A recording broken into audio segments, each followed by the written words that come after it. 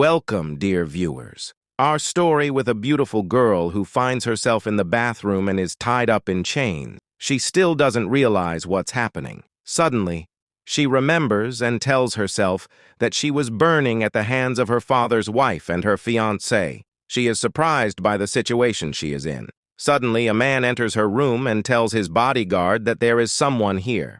Then he tells her that she is excellent at hiding, but it is clear that he does not notice that she is tied up in chains. Of course, she is surprised. She tells herself, "Who is this person? And he is talking to me?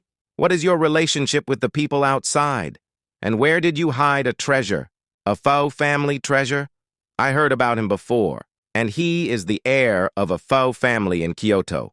But what is my relationship with your treasure, idiot? Why are you asking me? I don't know anything about what you are talking about." And he gets angry. He grabs her and says, "By the way, don't get angry just because you are a woman. I can have mercy on you." And she says, "I really don't know anything about your treasure." Suddenly, one of his bodyguards arrives and tells him, "Mr. Fu, this girl was kidnapped here and has nothing to do with them.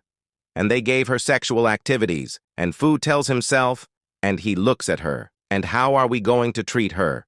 And there is no cure." And when the bodyguard hears this, she says, "Fu knows that he is the heir of the three most powerful trade empires, and that he is a man of legendary deed." And he suddenly took out his weapon and hit her on her shoulders and her fever.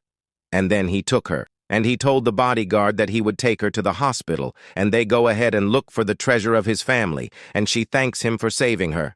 And when they leave, she remembers the place where she was 10 years ago. And she understands that she went back in time for 10 years, and she remembers exactly what happened to her. And it is that her father's wife sold her to the criminals who kidnapped her and gave her sexual activities before they raped her. But fortunately, before they did this, Fau's family arrived and killed them all. And she says that in her previous life, she could not meet the person who saved her, and that she was able to meet him now. That is why she is grateful. And she says that the treasure of her family is in the frame of their car. And she knew this when she heard them wrong. And they are talking to each other, and they are drunk. But the truth is that she knew this news in her previous life. And he tells her, "Go to the hospital first and take the medicine, and then I will thank you for the gifts." But she tells him that she does not want anything, and that she told him about the treasure of his family, just to thank him for saving her. And suddenly she feels at ease, and she is between his hands, and she is sleeping and smiling, and she says to herself, "This girl is strange," and take her to the hospital.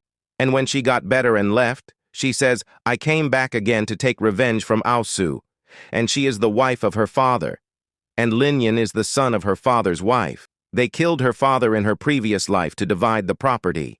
Her father is Yan, and this time she will not let them do this. And suddenly she hears a voice and is surprised, and she is surprised that Fu is the person who saved her. And she asks him, "Why are you here?" And Fu says to himself, "She is different. Why is she different from the last time I saw her?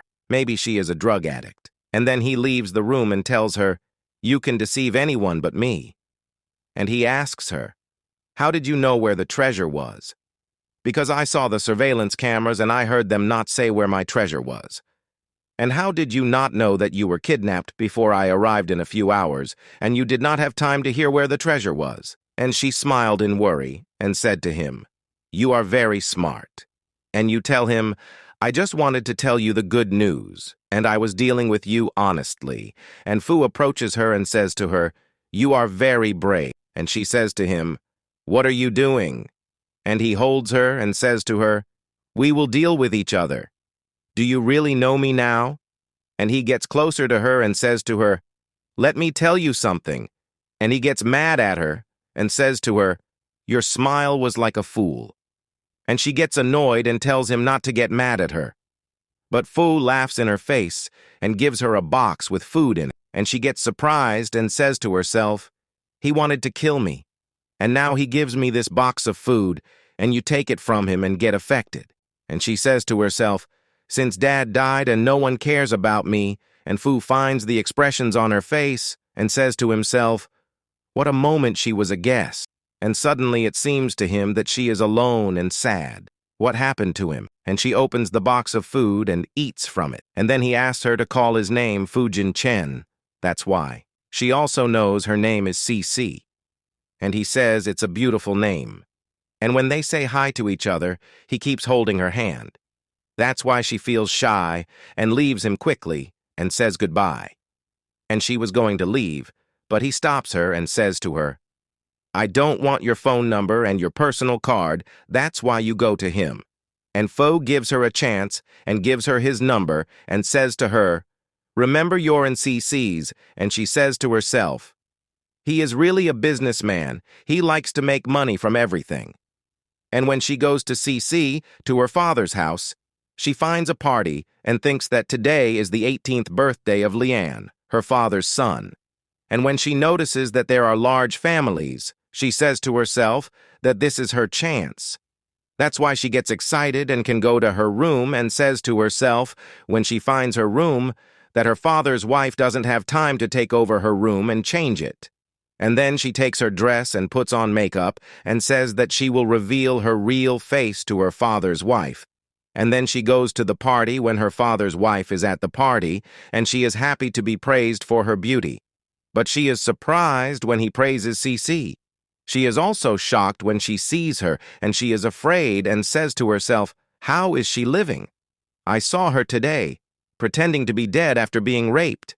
And now she can't compete with her son, Ali Al-Warath." When her father sees her, he is happy and says to Lian that his mother told him that CC lost her nerve and ran away from home, and I was thinking of talking to her after the party. But it is clear that she thought well, and Lian laughs like a liar and says to him, "Yes, she came to my birthday party.